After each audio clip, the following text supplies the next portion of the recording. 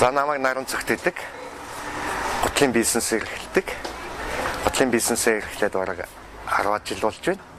За энэ хооронд одоо янз бүрийн сургалт, бизнес, маркетинг энэ төрлийн юм миний гутлын бизнест бол дутагдчихсэн. Энэ дутагдлын маань нөхсөн газар бол одоо хөгжлийн шийдэл төрийн бус байх бол.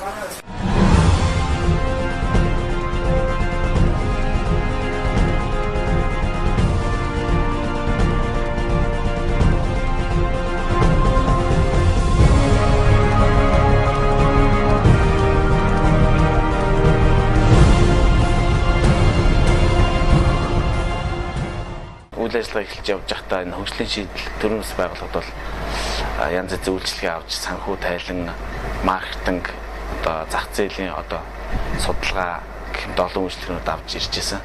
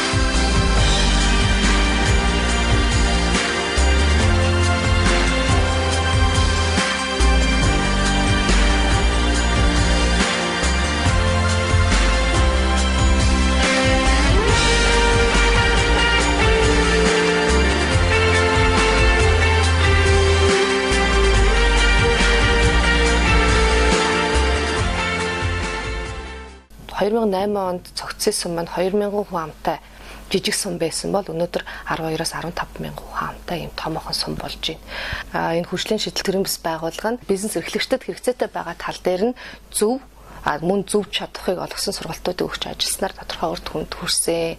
Ингэснээр одоо сум орон нутгийн бизнесээ өргөжүүлж чадсан. Мөн шинээр бизнесүүд гарч чадсан. Миний мэдээр одоо 32 бизнес шинээр бий болж амжилттай ажиллаж байгаа. За тэр бизнесүүдийг нь эргээгээд хөл дээрээ босгоход нь дэмжлэг болж уулархан компаниудад холбож өгч чадсан. Ийм томоохон ажлуудыг хэрэгжүүлсэн.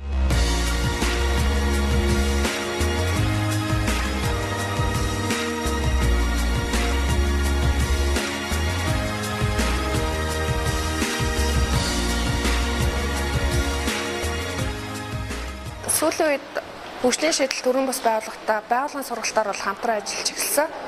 Улаанбаатар хотын Иргэдийн банкны хараа одоо 5 тооцооны төвийн нийт үйлчлэгээ үзүүлэгч Тейлор харилцагчийн зөвлөлтөд одоо гайхалтай үйлчлэгээ гэсэн үйлчлэгээний сургалтыг авсан.